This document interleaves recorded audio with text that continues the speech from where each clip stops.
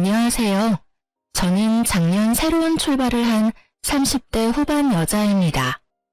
열차 애청자가 된 지도 꽤 오래되었네요. 늘 그렇듯 출퇴근 시 사연을 들으며 무료한 시간을 재미있게 보내고 있어요. 사연을 듣다 보니 작년에 제가 겪은 일도 들려드리고 싶어 사연을 보내봅니다. 남편과 저는 소개팅으로 만나 새싹이 돋아나던 봄에 연인으로 발전했어요. 반년 동안 뜨겁게 연애하던 저희는 동거하게 되었고 다시 돌아온 봄에 결혼을 하게 되었습니다. 남편과 저는 동거하던 집에서 신혼살림을 시작했어요. 모아둔 돈이 있긴 했지만 좀 더 모아서 가는 것이 여러모로 좋을 것 같았어요. 작은 원룸에서 시작한 신혼. 친구들은 저마다 한마디씩 했지만 저희는 행복했습니다. 여보, 어머님 우리랑 같이 살고 싶어하는 눈치시던데 어쩌면 좋아? 한두 번도 아니고 모른 척해. 우리 엄마 시원시엄마 아니야. 같이 살면 당신이 많이 힘들 거야. 그래도 될까? 그럼 정 안 되면 내가 나설 테니 너무 걱정하지 마. 하여튼 합가는 없어. 난 당신 고생시킬 생각도 없고 두 여자 사이에서 등 터질 생각도 없거든. 그럼 당신만 믿는다? 그래, 나만 믿어.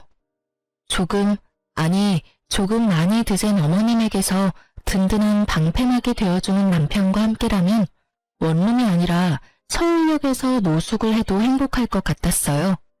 하지만 저에 대한 어머님의 집착은 심해졌고 저는 지쳐갔어요. 그 사이에서 남편 역시 힘들어지고 있었고요. 여러 가지의 문제가 있었지만 그중 가장 힘든 것이 연락이었어요. 어머님은 제가 적어도 하루에 한 번은 전화하길 원하셨고 저는 알겠다고 대답하며 그만큼 자주 연락하길 바란다는 말이겠지 하고 대수롭지 않게 생각했어요. 저의 직은 의류 판매직이었는데 신혼여행과 매장 공사가 겹쳐 신혼여행에서 돌아와서도 매장 정리가 덜 되어 일주일 정도 더 쉴 수가 있었어요. 그동안은 저도 집에서 쉬니 어머님께 전화를 자주 드릴 수 있었어요. 하지만 출근하게 되니 바빠졌어요. 거기에다 저는 매장 매니저였기에 할 일이 더 많았어요. 그래도 잊지 않고 연락드리려고 노력했어요.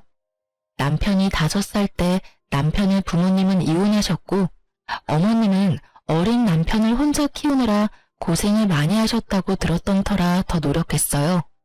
하지만 새 단장을 한 매장은 일이 넘쳐났고 저는 일에 치여 연락드리는 것을 깜빡하고야 말았어요. 다음날 출근을 하는데 문득 어머님 생각이나 전화를 드렸더니 전화 연결이 되지 않더라고요. 전 이상했지만 출근길이었던 터라 금세 잊었어요. 그날 저녁 퇴근을 하고 돌아온 남편이 곤란하다는 듯 저에게 물어오더라고요. 여보, 혹시 어제 엄마한테 전화 못했어? 나 어제 진짜 바빴어. 당신도 알지? 요즘 우리 매장 일 진짜 많은 거. 그래서 깜빡했지 뭐야? 근데 당신 어떻게 알았어? 엄마한테 전화 왔더라고. 좀 토라진 것 같아. 남편의 말을 듣는데 왜 통화 연결음도 없이 전화가 연결되지 않았는지 알 것 같더라고요. 혹시 어머님 나 차단했어? 내가 전화 안 했다고?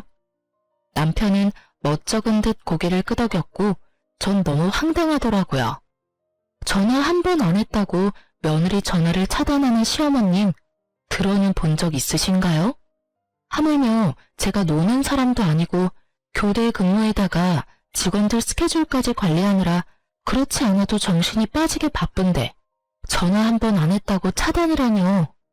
참나, 나 살면서 이런 경우도 처음이고 들어보지도 못해서 하는 말인데 내가 차단당할 만큼 잘못한 일이야?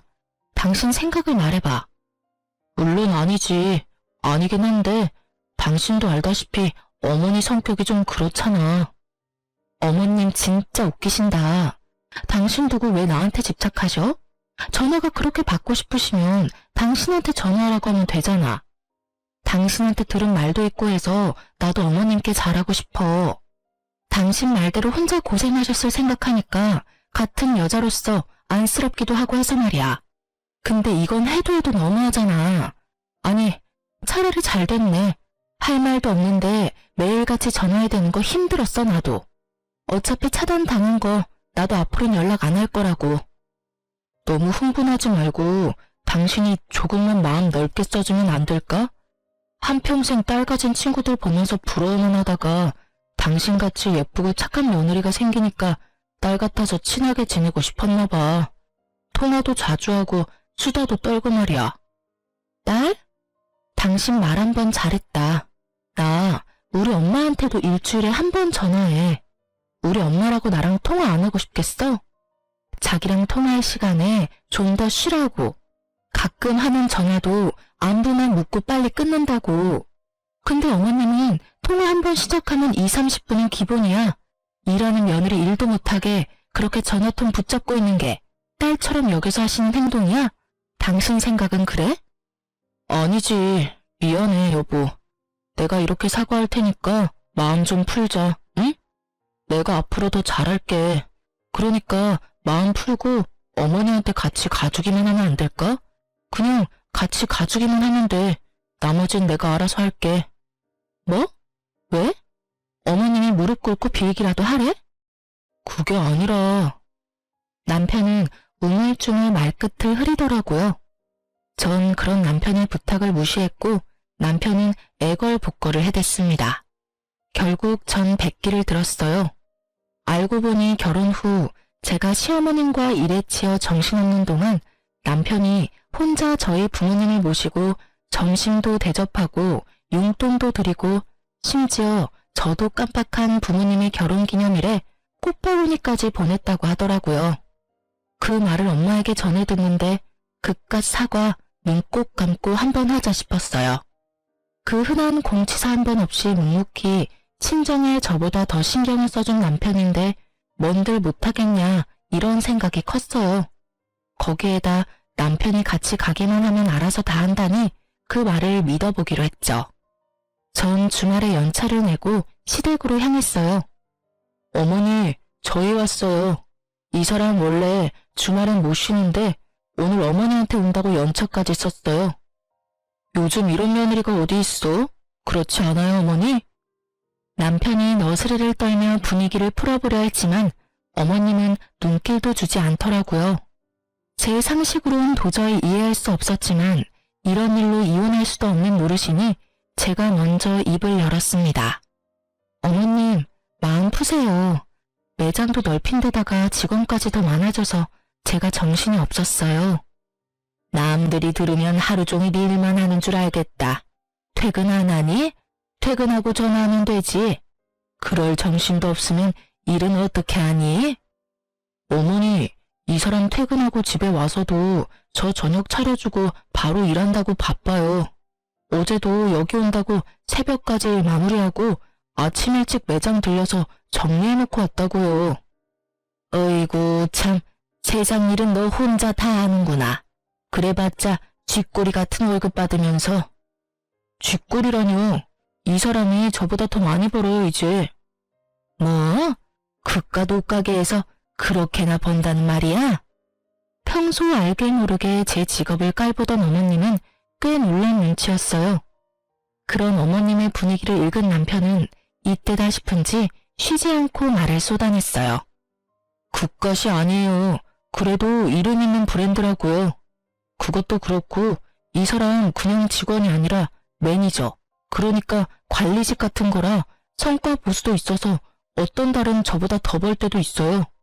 그러니까 그만 마음 푸시고 이해 좀 해주세요. 이 작은 몸으로 주말에도 못 쉬고 이러는데 얼마나 힘들겠어요. 이 사람 계속 잠도 못 자고 해서 이틀에 한 번씩 코피까지 쏟는다고요. 그렇게나 바빠? 너 그러다 몸 다 상하겠다. 너희 밥은 먹었니? 사실 코피까지 쏟진 않았는데 목에 핏대까지 세워대며 말하는 남편을 보며 어머님은 마음이 풀리셨는지 밥까지 차려주시더라고요. 물론 차단도 푸셨고요. 그리고 앞으로 바쁘면 굳이 하루에 한 번씩 연락하지 않아도 된다는 말까지 들었어요. 중간 역할을 톡톡히 해준 남편이 얼마나 듬직하던지. 다른 건 몰라도 남편 복은 있다고 생각했었어요. 앞으로 남편 새끼가 제 뒤통수를 어떻게 칠지 상상도 못하고요. 하여튼 좋은 분위기에서 시댁 방문은 마무리가 되었고 전 이제 이런 일로 사람 피곤하게 만들 일은 없겠지 하고 안심했어요. 하지만 시어머님은 상식 밖의 사람이었고 제가 연락을 드리지 않으니 어머님이 전화를 해대기 시작하더라고요. 바빠서 전화를 받지 않으면 받을 때까지 하는 어머님. 점점 심해지는 어머님의 선 넘는 전화에 전 지쳐갔고 예민해지고 있었어요. 당연히 일에도 지장이 생겼어요. 한번 시작하면 끝날 생각이 없으신 어머님과 부재중. 본사에서 오는 연락을 놓치는 일은 다반사였고 항상 미소가 얼굴에 장착되어야 하는 제 얼굴엔 스트레스로 인해 미소 따윈 지어지지 않는 지 오래였어요. 일이 이렇게 되니 더는 참아선 안 되겠더라고요. 그래서 전 남편을 붙잡고 얘기를 했어요. 여보, 나 진짜 미치겠어, 어머님 때문에. 또 왜? 본론은 시작도 안 했는데 남편도 지긋지긋한지 말에 날이 서 있더라고요. 저는 그런 남편의 모습에 더욱 화가 치솟았습니다. 또 왜? 몰라서 물어? 아, 당신은 모르겠다. 우리 부모님은 사회 불편할까봐 전화 한 통 하시는 일이 없으니까 말이야. 무슨 말이 하고 싶어서 이래? 내가 무슨 말을 하고 싶은지는 당신이 더 잘 알잖아. 어머님, 진짜 해도 해도 너무 하시는 거 아니야? 출근해서 일하고 있는 시간인 거 뻔히 다 아시면서 통화 시작했다 하면 끊을 생각도 없이 쓸데없는 말만 하신다고. 쓸데없는 말이라니? 당신은 무슨 말을 그렇게 해? 그럼 옆집 개가 임신을 했는데 그 아빠가 누구인지, 옆집 아주머니는 무거운 짐을 들다가 허리가 삐끗했는데 수술해야 할지 그냥 한의원을 다녀야 할지 등등. 이게 쓸데있는 말이야 그럼? 적적하시니까 그러시겠지. 적적하면 당신한테 전화하라고 해. 그럼 되겠네. 알겠어. 알겠으니까 그만 좀 해. 하루 이틀도 아니고 나도 미치겠어. 그런 식으로 얼렁뚱땅 넘어갈 생각하지 말고 당신이 어떻게 좀 해. 이러다 진짜 나 미치는 꼴 보기 싫으면 말이야.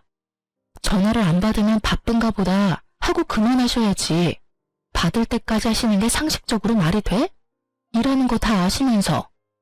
그러면서 전화 안 받으니까 걱정되어서 그랬다고 하시는데 내 생각엔 그건 걱정이 아니라 거의 집착이라고. 아니면 나 골탕 먹이려고 그러시거나. 그만 좀 해. 적당히 하라고. 내가 내일 전화해서 며느리가 어머니 때문에 미치기 직전이니까 전화 좀 그만하라고 할 테니까 그만해. 뭐? 당신이 그렇게 말하면 내가 뭐가 돼? 그럼 나더러 도대체 어쩌라는 거야? 가만 있으면 가만 있다고 난리고 전화한다고 해도 이 난리고. 어쨌든 당신이 그렇게 원하는 대로 2번 다신 전화 못하게 할 테니까 그런 줄 알고 잔소리 좀 그만해. 여보, 야! 제 말은 이제 무시하기로 한 건지 남편은 제 말에 대답도 없이 그대로 화장실로 가 제가 잠들 때까지 나오지도 않더라고요. 아침에 일어나 출근 준비를 하는 남편을 보며 생각해보니 남편을 너무 잡았나 싶어 슬며시 말을 걸어보았지만 남편은 대답도 하지 않은 채 출근을 해버리더라고요. 그런 남편의 모습에 저 역시 마음이 확 상해버렸어요. 이후 꼭 필요한 말이 아니면 대화조차 하지 않았고 그런 날이 생각보다 길어졌어요. 좁은 원룸, 피할 곳도 없는데 말도 한마디 하지 않고 살려니 정말 답답해서 미쳐버릴 것 같더라고요. 하지만 절대 제가 숙이고 들어가고 싶지 않았어요. 일전엔 남편이 워낙 저자세로 나오며 저를 이해해주려 노력했기에 좋은 게 좋은 거라고 참고 넘어갔지만 이번엔 제가 먼저 화해의 손을 내밀었는데도 불구하고 저딴 식으로 나오니 저도 화가 많이 났었거든요. 시어머님의 연락도 없으니 꼭 해야 할 말도 없었고요. 답답한 것만 빼면 조용한 그 일상이 좋았어요. 하지만 그것도 오래 가진 않았죠. 모처럼 쉬는 날이었어요. 마침 먹을 것이 뚝 떨어진 터라 장도 보고 청소도 하며 시간을 보내고 있었어요. 그때 시어머님께 전화가 오더라고요. 네, 어머님. 그래, 잘 지내고 있니? 네, 잘 지내고 있어요.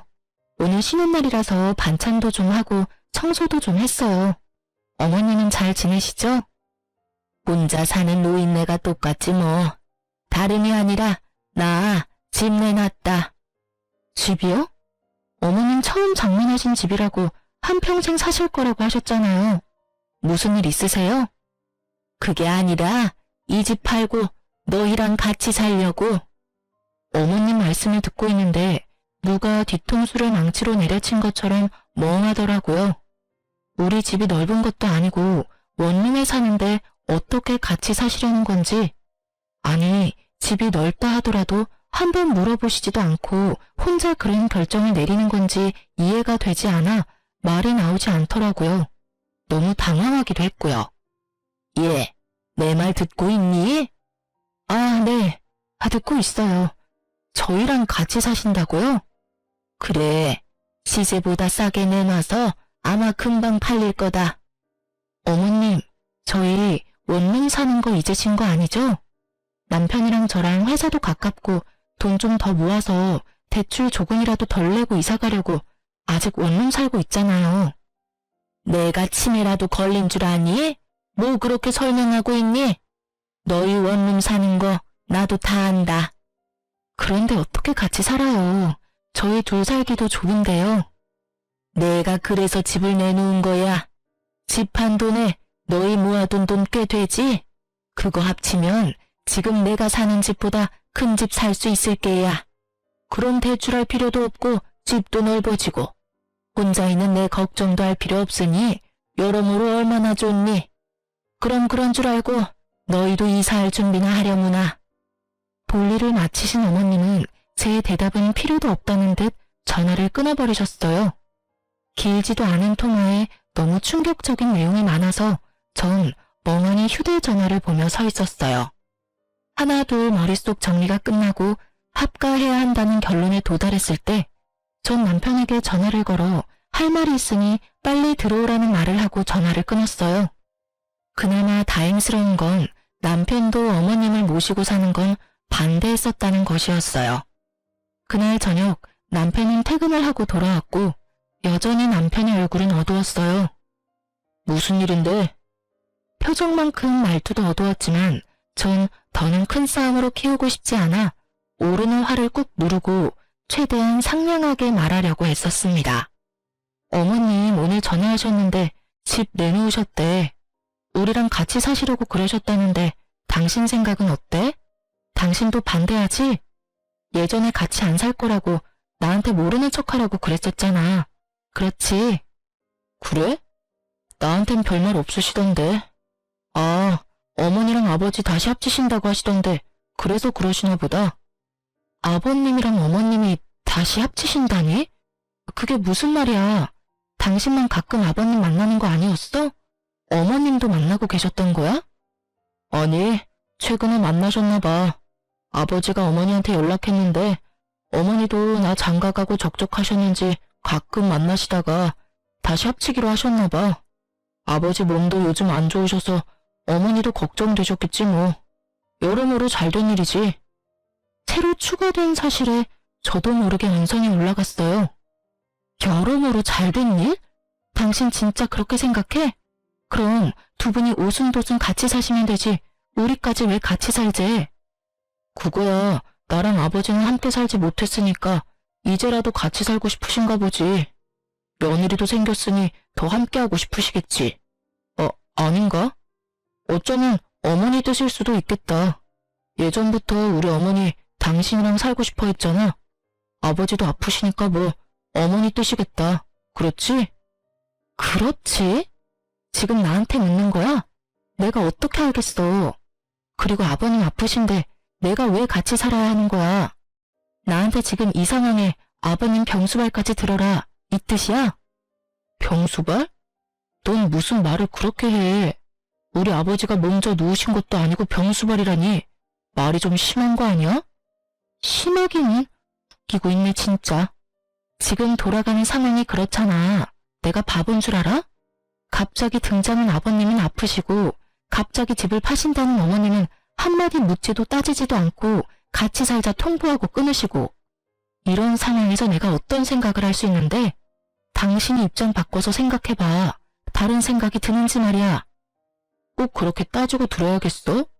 당신 말대로 그렇다고 치자. 그러면 좀 모시고 살아주면 되잖아. 부모님이 한평생 사는 것도 아니고 기껏해야 몇 년 모시고 다시 분가하면 되지. 그것도 못해줘? 나랑 아버지 30년 가까이 떨어져 살다가 이제 다시 같이 살게 됐어. 그럼 나랑 아버지가 넌 불쌍하지도 않아? 심지어 아프시다잖아. 이런 상황에 넌 안쓰러운 마음보다 병수발 들 걱정이 앞서는 거야?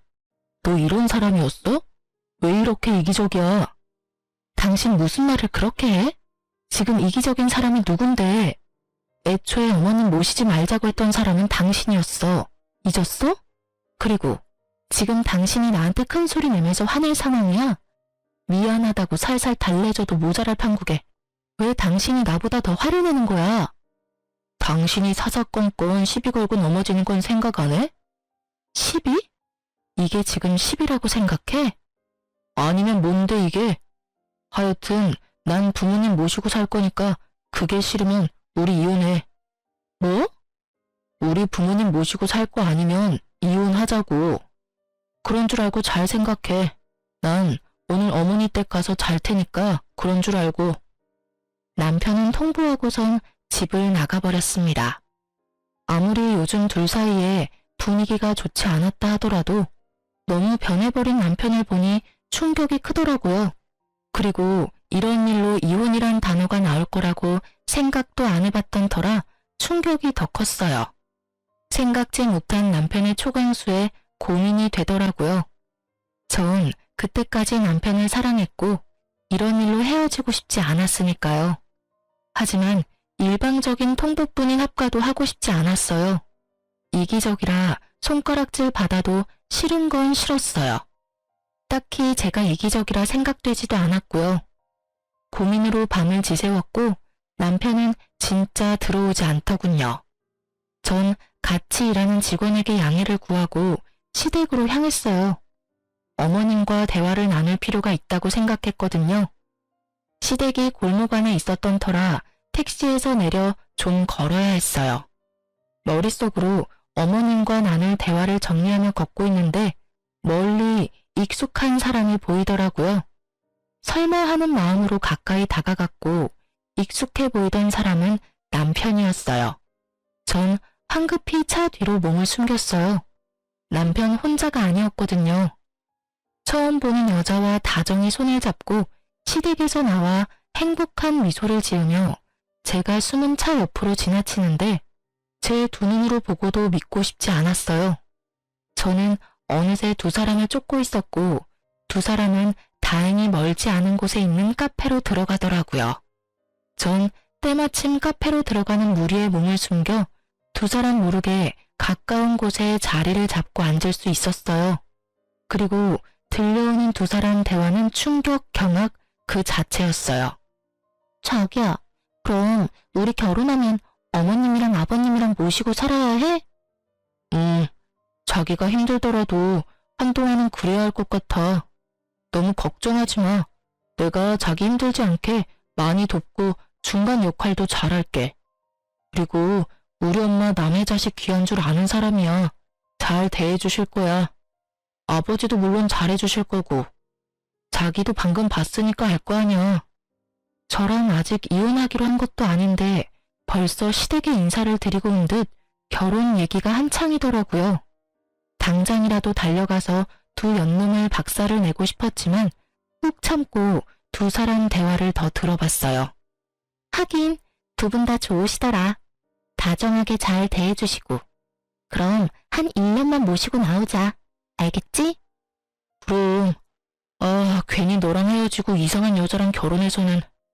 너랑 헤어지고 내가 얼마나 힘들었으면 그런 여자를 만났겠냐? 그러니까 내가 다시 만나자 했을 때 만났어야지. 괜히 다른 여자 만나보겠다고 소개팅이나 하고 다니고. 내가 그 꼴 보기 싫어서 회사도 옮겼던 거야. 그런데 왜 다시 돌아왔대? 과장님이 다시 돌아오라고 계속 연락이 오기도 했고. 자기가 나 말고 다른 여자랑 얼마나 잘 먹고 잘 살고 있나 궁금하기도 해서 돌아왔지. 나도 멋진 남자 만나서 잘 사는 모습 보여주려고 했는데. 그러는 여자가 회식 때 그렇게 노골적으로 모텔 가자고 꼬셨어? 그래서 싫었어? 싫긴. 자기가 그러지 않았으면 내가 꼬셨을 건데? 서로 얼마나 좋아 죽는지 남편 새끼와 상간녀는 찰싹 붙어서 떨어지질 않더라고요. 주변 눈치도 안 보고 대놓고 하는 애정 행각에 지나가는 사람들의 수군거리는 소리가 끊이질 않았죠. 결국 두 사람에게 카페 직원이 가서 한 소리를 하고 나서야 멈춘 듯 했어요. 저기 손님, 여기서 이러시면 안 됩니다. 다른 손님들이 불편하다고 하세요. 네? 네. 아이, 쪽팔려. 그러게 그만하라고 했잖아. 멈출 수 없는 걸 어쩌겠어. 으이그. 그래서 이혼은 언제 할 수 있는 거야? 그 여자가 순순히 해줄까?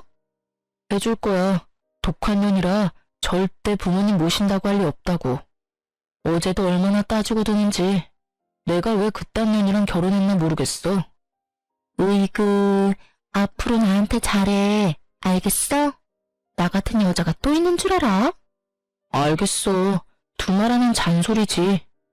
그래요. 두 사람은 남편이라는 새끼가 절 만나기 전 헤어졌다가 상간녀가 회사로 돌아오면서 만나기 시작했더라고요.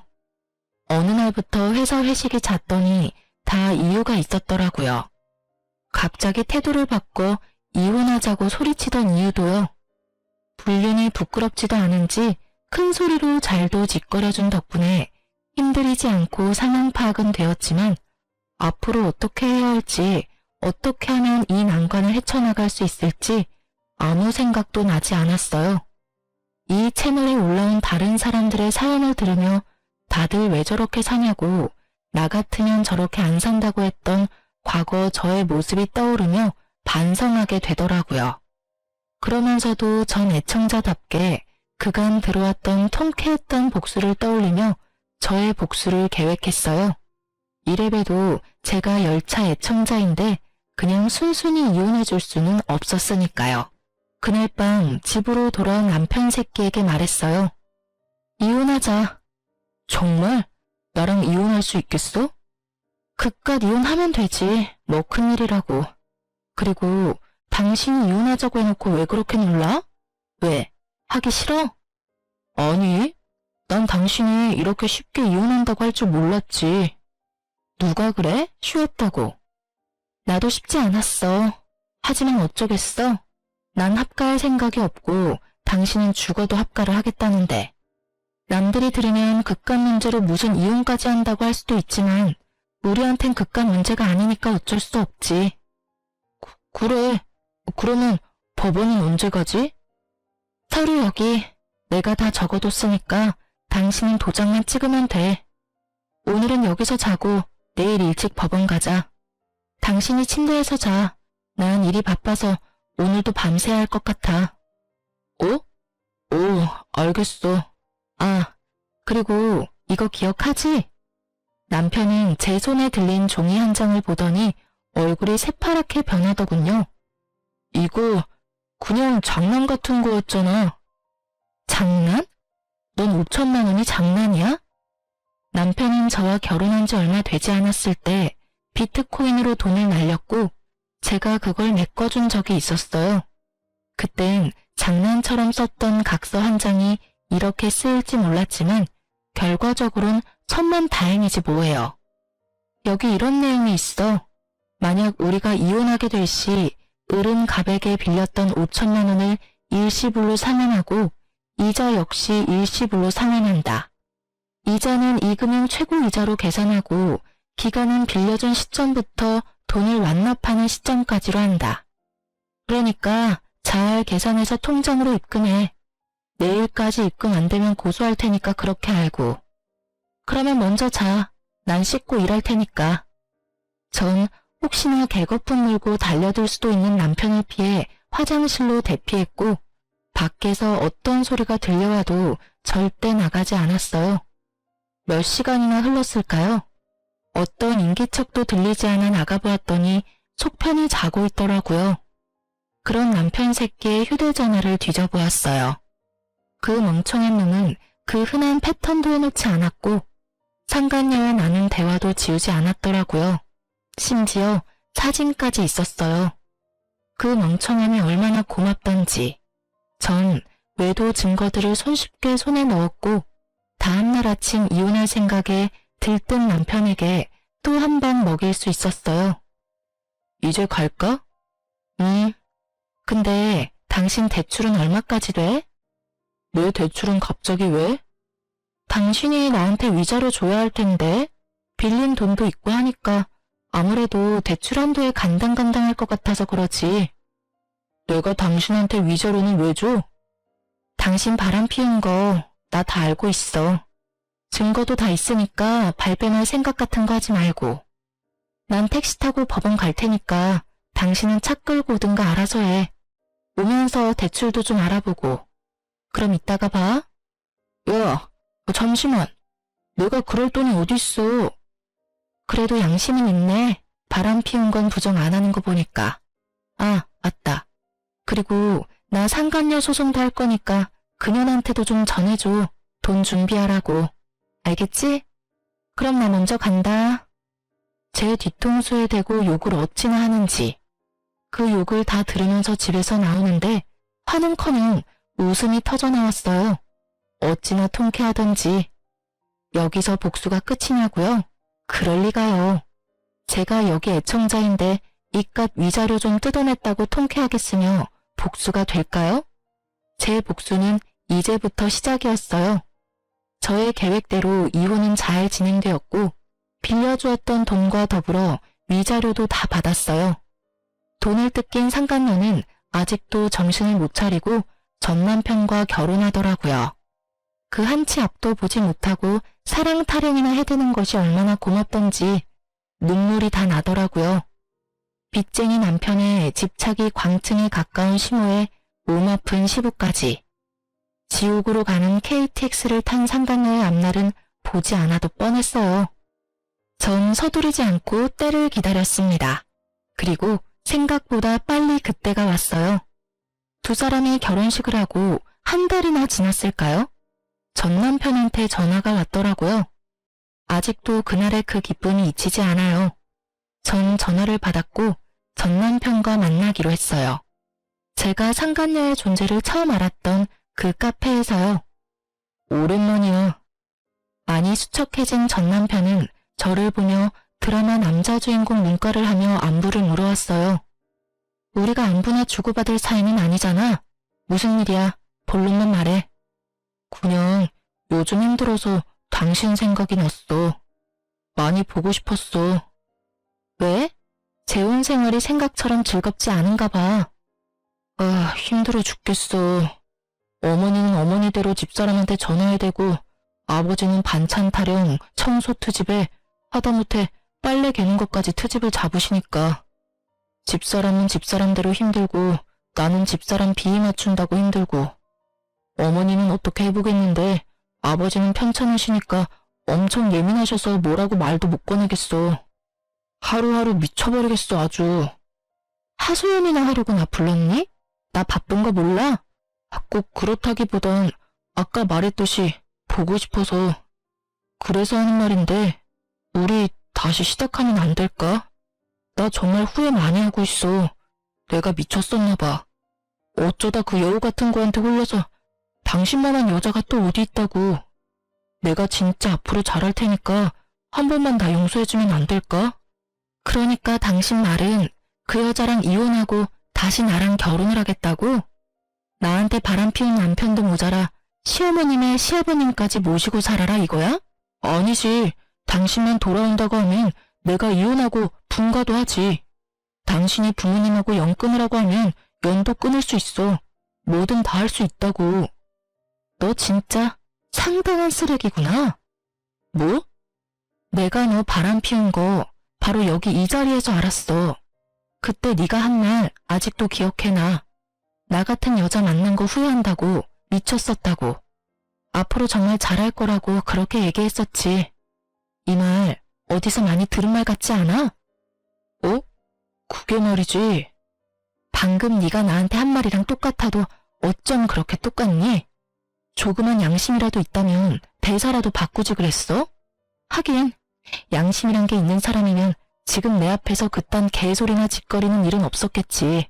아니, 애초에 바람 같은 걸 피지도 않았겠지. 뭐? 개소리? 너 말 다 했냐? 난 말 다 했는데 넌 덜 했냐?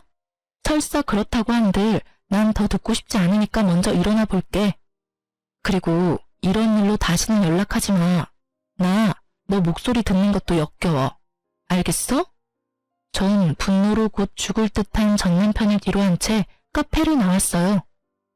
야, 네 전 남편 곧 죽겠던데 몰골이 저승사자랑 하이파이브하고도 남을 것 같았어. 자기 무덤 자기가 팠지 뭐. 사진은? 잘 찍었어? 당연하지. 너한테 보냈어. 확인해봐. 친구가 보내온 사진은 제법 다정하게 마주 앉은 전 남편과 제가 있더라고요. 네, 그렇습니다. 전 이 사진을 위해 오늘 전 남편을 만나러 나왔습니다. 친구에게 받은 사진을 전 상간녀에게 보내버렸고 사이가 심하게 나빠졌는지 전 남편이 제가 전화를 받지 않으니 정성스럽게 음성을 남겼더라고요. 야, 이 미친년아. 그딴 사진을 보내? 너 제정신이야? 니년 때문에 내가 얼마나 들들 볶인 줄이나 알아? 몇 날 며칠을 싸우고 있다고. 한 번만 더 이딴 짓 했다간 가만 안 둘 테니까 그런 줄 알아? 더럽기가 걸레보다도 더한 전 남편의 입담을 들으며 전 그저 웃었어요. 아직 복수가 끝나지도 않았는데 이렇게 화를 내주니 앞으로는 얼마나 더 골머리가 아프고 분노가 치솟을까 싶어서요. 전 주저없이 남편의 욕설에 대한 보답을 실행하기로 했어요.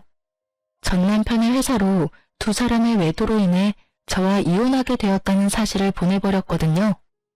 바람 피운 두 연놈이 멀쩡하게 회사 다니는 꼴을 어떻게 보고만 있겠어요? 거기에다 전 남편의 회사엔 말 많기로 유명한 전시모의 친구까지 근무하셨기에 꽉 먹고 알 먹고였어요.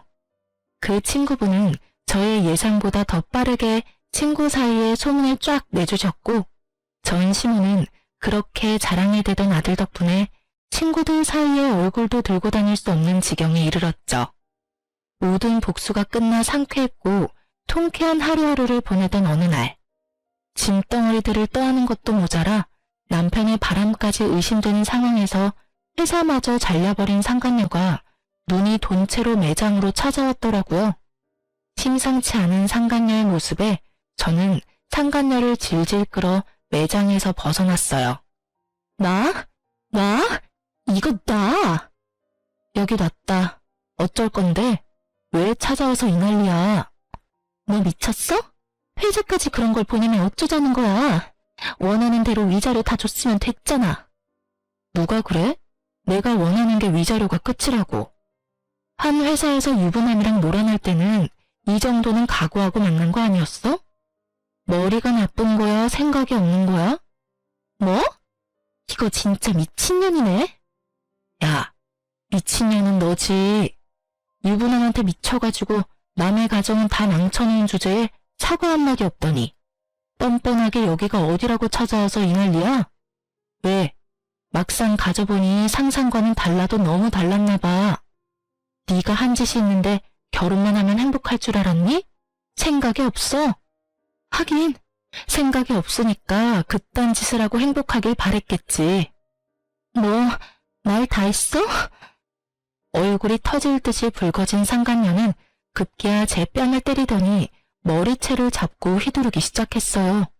저 역시 가만히 있을 수는 없었어요. 다년간 의류박스를 옮기며 차곡차곡 정립했던 팔뚝 힘을 쓸 때가 왔고 전 아낌없이 그 힘을 사용했어요.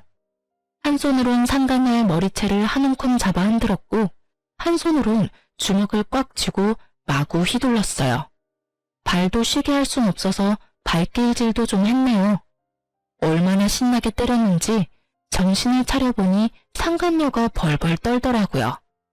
저도 얼굴 여기저기 긁히긴 했지만 저의 압도적인 승리인 건 확실했어요. 너, 내가 가만 안 둘 거야. 경찰에 신고할 거라고. 때리기도 네가 먼저, 머리채도 네가 먼저 잡은 거 잊었니? 멍청하다 하니까 진짜 멍청한 말만 골라서 한다. 멍청한 년. 그리고 나 위자료 덕분에 돈 많아서 신고한다고 협박해대도 겁도 안 난다, 야. 아, 맞다. 나 네 남편 새끼한테도 돈 많이 받았지?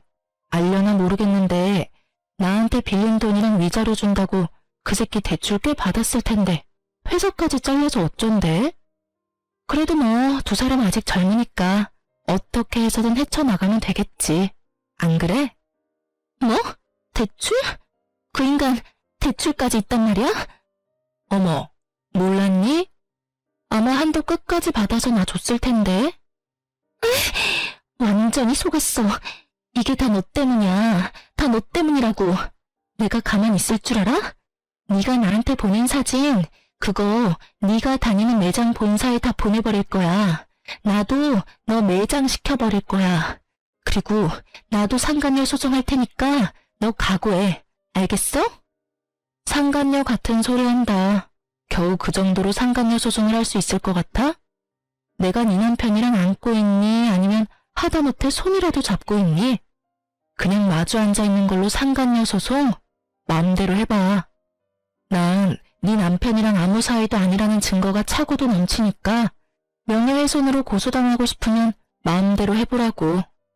그리고 앞으로 2번 다시 찾아오지 마. 또 찾아와서 이딴 짓 하면 네가 좋아하는 그 신고 내가 해줄 테니까. 알겠어? 그리고 네 팔자 네가 꼬아놓곤 누구 탓을 하고 난리래? 앞으로는 똑바로 살아. 남의 탓 좀 그만하고. 절규에 가까운 상간녀의 고함을 마지막으로 진짜 제 복수는 끝이 났어요. 그렇지 않아도 한 대 쥐어패고 싶었는데 어찌 알고 찾아온 것인지 상간녀는 처음부터 끝까지 저에게 참 고마운 사람이었어요. 덕분에 그 지옥 같은 집구석으로 기어들어가지 않고 벗어날 수도 있었고 전 남편도 손쉽게 떼어낼 수 있었으니까요. 꼴에 자존심만 센 남편은 여기서 들은 사연처럼 저를 찾아와서 빌거나 그러진 않더라고요. 혹시나 찾아오면 얼굴에 물도 쏟아주고 따기도 한 대 날리려고 했거든요. 물에 홀딱 젖은 그 꼴을 못 봐서 아쉬웠는데 전 남편은 더 비참한 꼴로 살고 있더라고요. 얼마나 더 저에게 통쾌함을 주려고 전 시모가 친절하게 연락을 해주더라고요. 자기 아들이 얼마나 비참한 꼴이 되었는지 알려주시더라고요. 이 나쁜 년아, 너 때문에 내 아들이 어떻게 됐는지 알아? 제가 어떻게 알겠어요. 전 이혼했는데요. 너 같은 년 때문에 내 아들이 알코올 중독자가 됐다고. 그 잘났던 내 아들이 네 년 때문에 또 이혼당하고 취업은커녕 집구석에서 온종일 술만 퍼마시고 있다. 이제 속이 후련하니? 꼭 이렇게까지 했어야만 했어? 제가 했으면 뭘 얼마나 했다고 그러세요. 저도 저 나름대로 자제라는 걸 했다고요. 뭐? 자제? 회사로 불륜 증거까지 다 뿌려서 우리 아들 회사도 잘리게 만든 주제에 자제? 네, 자제요. 아줌마 아들이 미쳐버렸는지 저한테 입에 담지도 못할 쌍욕을 음성사서함에 남겨뒀더라고요. 휴대폰 들고 경찰서 가서 확 신고해버릴까 하다가 그간 살았던 정도 있어서 참아줬네요. 이 정도면 크게 자질한 걸 한 것 같은데 아줌마 생각은 어떠세요? 뭐? 아줌마? 이 인연이 드디어 미쳤구나. 그럼 이혼한 마당에 제가 예전처럼 어머님이라고 상냥하게 불러드릴 줄 아셨어요? 지금 제가 존댓말로 아줌마라고 하는 것도 저한테 고마운 줄 아세요, 아줌마. 뭐? 이 인연이 진짜. 너 지금 어디야? 내가 당장 찾아가서 이년 머리채를 다 뽑아줄 테니. 아, 그냥 제가 가드리죠 뭐. 머리채 다 뽑히러 가는 대신 바로 경찰에 신고할 테니 그런 줄 아시고 뽑으세요.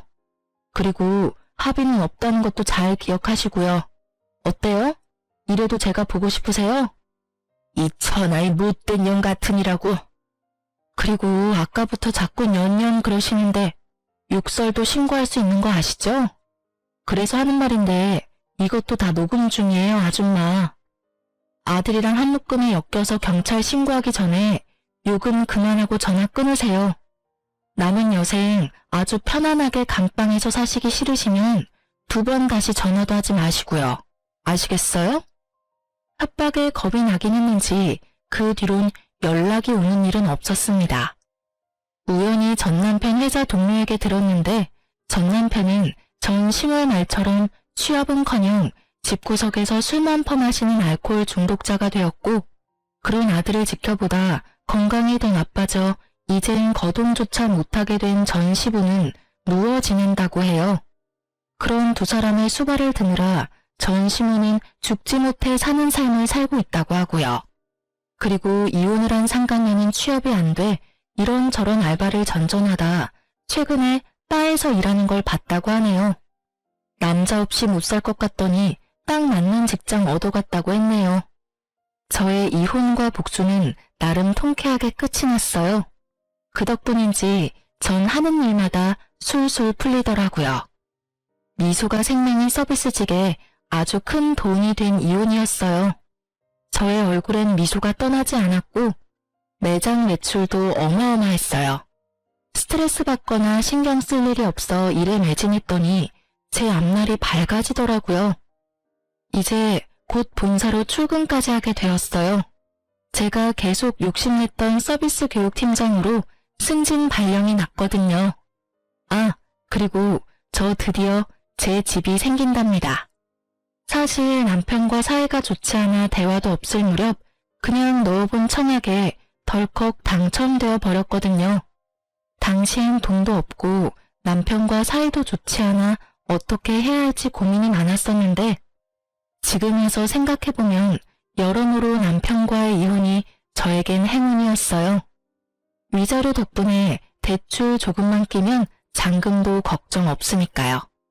일도 다 잘 풀리고 본사 출근 전까지 여유가 생긴 전 부모님과 가까운 해외여행이라도 가보려고 합니다. 그 좁은 원룸에서 한 푼이라도 아껴보겠다고 그간 고생이 많았던 저를 위해 그리고 갑작스러운 저의 이혼으로 충격이 크셨던 부모님을 위해 그간 아껴왔던 돈 좀 쓰려고요. 이혼했던 당시 아빠가 했던 말이 아직 생각나네요. 나한테 네가 어떤 딸인데 감히? 너도 그래. 진작이 아빠한테 말했어야지.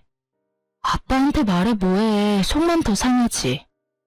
그땐 많이 속상하고 힘들었는데 이제 괜찮아요. 충분히 다 되돌려줬어. 네가 그렇게 생각한다면 됐어. 우리 공주 이제 새롭게 출발할 일만 남았네. 그러면 다 훌훌 털어내고 앞만 보며 나아가. 그깟 것들 욕하면서 이렇게 할 걸 저렇게 할 걸 후회하며 시간 낭비하지 말고 지나간 일은 보내주고 앞으론 공주 생각만 하면서 즐겁게 즐기면서 살아. 그렇게 살아도 짧은 것이 인생이야. 알겠지? 아빠. 그래, 우리 공주는 꼭 행복할 거야. 꼭 그럴 거야. 아빠의 말씀에 마법이라도 걸려 있었던 것인지 전 요즘 행복해요. 혼자라는 자유가 이렇게 즐겁고 행복한데 그땐 왜 고민했나 몰라요. 요즘 같아선 이혼을 잠시라도 고민했던 과거 저에게로가 무슨 고민을 그렇게 하냐고 하며 뒤통수를 한 대 쥐어받고 싶은 만큼 제 삶에 만족합니다. 이제 새로운 직장과 새로운 집에서 제대로 새 출발해보려고 합니다. 이 사연을 보내는 것을 마지막으로 힘들었던 과거는 잊으려고요. 긴 제 사연 들어주신 모든 분 감사합니다. 새해 복 많이 받으세요.